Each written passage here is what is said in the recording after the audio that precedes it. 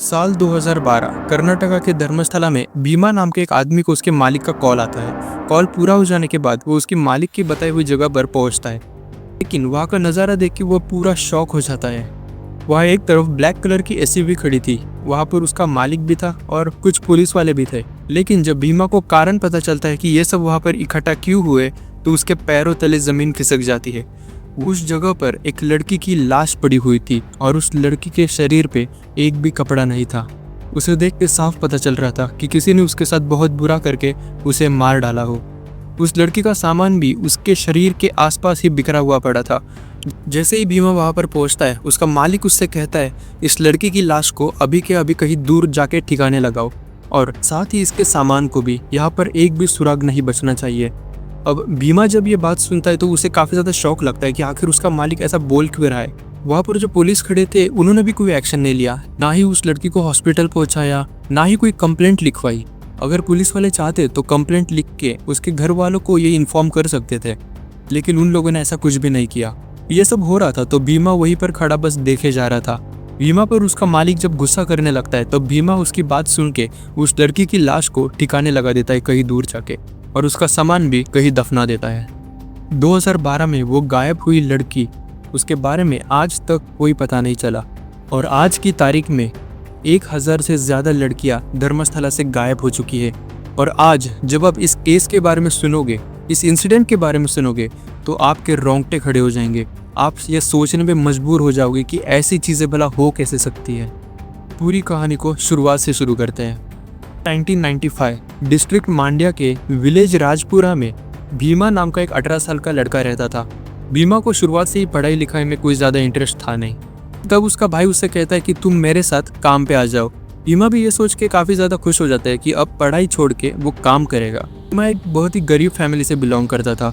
भीमा और उसका भाई धर्मस्थला के एक मंदिर में पहुंचते हैं। वहाँ पर वहाँ के सुपरवाइजर से बात करके उन्हें काम मिल जाता है। उनका काम था नेत्रावती रिवर के आसपास की साफ सफाई करना, जहाँ पर उन्हें हर महीने 25 रुपए मिलेंगे और साथ ही रहने के लिए एक रूम। लेकिन भीमा को ये बात नहीं पता थी कि उसकी लाइफ अब जो टर्न लेने वाली है वो बहुत ही खौफनाक था। भीमा को वहाँ पर काम करते हुए तकरीबन 1 साल हो चुका था। एक दिन ब्लैक कलर की एसयूवी नदी के पास खड़ी हुई नजर आती है। वहाँ पर उसका मालिक भी खड़ा हुआ था और उसी जगह पर एक लड़की की लाश भी थी।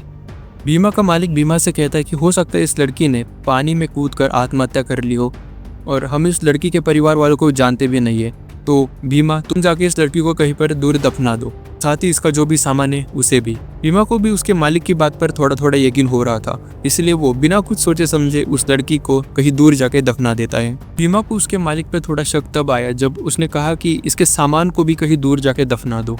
कुछ दिनों बाद उसका मालिक भीमा को वापस से वैसा ही एक और काम देता है, एक और लड़की को ठिकाने लगाने का काम। और इस बार पुलिस भी भीमा की मदद कर रही थी उस लड़की की लाश को ठिकाने लगाने में।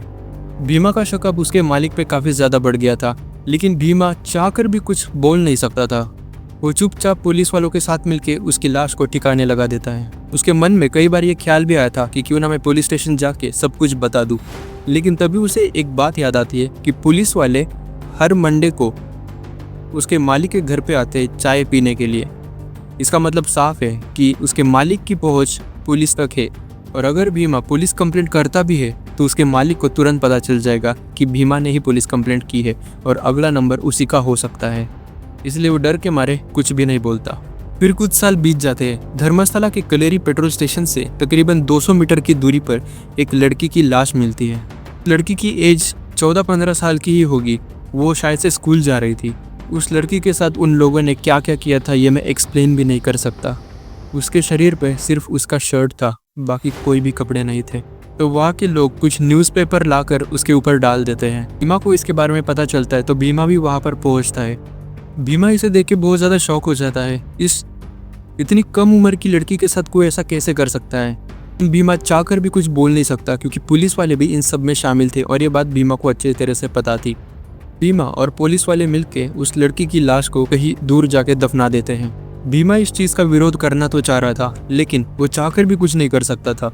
तो वो डिसाइड करता है कि वो इस शहर को छोड़ के ही, इस स्टेट को छोड़कर ही अपनी फैमिली को लेके कहीं दूर चला जाएगा। तो वो वैसा ही करता है। 2025 में भीमा वापस आ जाता है सबूतों के साथ। वो एक लेटर लिखता है पुलिस वालों को उस लेटर में सारी इन्फॉर्मेशन लिखी थी जो भी उसने देखा था। बीमा ने तो उस लेटर में 400 से ज़्यादा लड़कियों के बारे में लिखा था। धर्मस्थला के आसपास रहने वाले लोगों का कहना था कि वहाँ पर तकरीबन 1000 से ज़्यादा लड़कियाँ गायब हो चुकी है आज तक। ये केस कहीं ना कहीं जाके रिलेट होता है सौजन्या के केस से। अब वीडियो में आगे बढ़ने से पहले मैं चाहता हूँ कि तुम लोग इस वीडियो को प्लीज़ लाइक कर दो ताकि ज़्यादा से ज़्यादा लोगों तक ये वीडियो पहुँचे और जिन लोगों के साथ ये हुआ है उन्हें इंसाफ मिले। तो चलो अब बात करते हैं सौजन्या केस के बारे में। ये बात है 11 अक्टूबर 2012 की, जब सौजन्या अपने कॉलेज से घर वापस आ रही थी। उसने 2:30 बजे बस पकड़ी थी अपने कॉलेज के बस स्टॉप से और 3:30 बजे तक वो अपने घर के बस स्टॉप पर पहुंच गई थी। लेकिन उस बस स्टॉप से सौजन्या के घर तक पहुंचने में पैदल 30 मिनट लगते हैं। सौजन्या बस से उतरकर अपने घर की तरफ चलने लगी। तकरीबन 30 मिनट में उसे घर तक पहुंच जाना चाहिए था, लेकिन वो घर तक पहुंचती ही नहीं है। उसके घर वाले उसके घर पे राह देख रहे होते हैं। रात के 11 बज चुके थे लेकिन अभी तक वो घर पे आई नहीं थी। तो सभी लोग पुलिस स्टेशन चले जाते हैं कंप्लेंट लिखवाने के लिए, लेकिन पुलिस कहती है कि हम कंप्लेंट नहीं लिखवाएंगे क्योंकि किसी के भी गायब होने के बाद हम इतनी जल्दी कंप्लेंट नहीं लिखवाते। लेकिन जब पुलिस स्टेशन में उनके घर वालों की भीड़ बढ़ना शुरू हो जाती है तब पुलिस वाले कंप्लेंट लिखवा लेते हैं और कहते हैं अगर आज रात तक आपकी बेटी घर आ जाती है तो ठीक है, और अगर नहीं आई तो हम कल सुबह इन्वेस्टिगेशन स्टार्ट कर देंगे। अगला दिन आ चुका था। सौजन्या अभी तक घर नहीं आई थी और ना ही पुलिस वालों ने इन्वेस्टिगेशन स्टार्ट की थी। जब उन लोगों ने प्रोटेस्ट करना शुरू किया पुलिस स्टेशन के बाहर ही, तब उन लोगों ने जाकर इन्वेस्टिगेशन स्टार्ट कर दी। इन्वेस्टिगेशन के बाद सौजन्या नेत्रावती रिवर के पास मिली।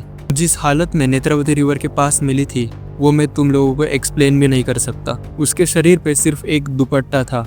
सारा नज़ारा देखने के बाद सौजन्या के घर वाले बहुत ज़्यादा गुस्सा हो जाते हैं। अगर पुलिस रात को इन्वेस्टिगेशन स्टार्ट कर देते तो सौजन्या आज जिंदा होती। फिर गुस्से में आकर धर्मस्थला के और लोग भी उनके साथ मिलकर प्रोटेस्ट करना शुरू कर देते हैं। सभी लोगों का कहना था कि पुलिस वालों को जल्द से जल्द उस अपराधी को पकड़ना चाहिए।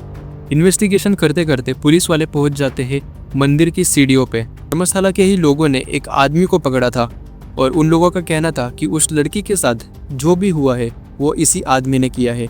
उस आदमी को तुरंत अरेस्ट कर लेते हैं और ये बात कह देते हैं कि हमने 2 दिनों के अंदर ही केस सॉल्व कर लिया है। लेकिन इस बात पर सौजन्या के घर वालों को बिल्कुल भी विश्वास नहीं होता। भला एक पागल आदमी उस लड़की के साथ ऐसा कैसे कर सकता है। ऐसा लग रहा था कि इसके पीछे जरूर किसी बड़े आदमी का हाथ है। उस आदमी पर यह केस 11 सालों तक चलता है।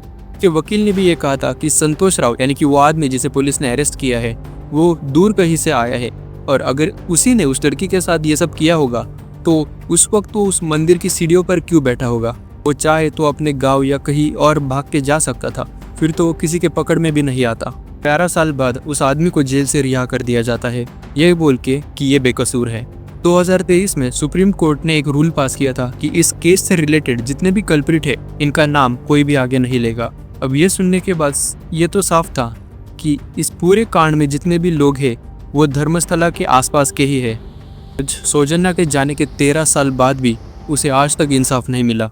इंसाफ तो छोड़ो, बाकी लड़कियों के साथ भी यही हो रहा है।